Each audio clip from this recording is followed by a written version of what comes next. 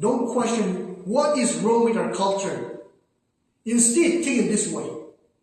I don't need to go and leave my country. The mission field is around me, and every day I'll speak to one person about the gospel, and in 30 days I can speak to 30 persons, and in 1 year, 365 days, how many persons can you reach out in your community? Yeah.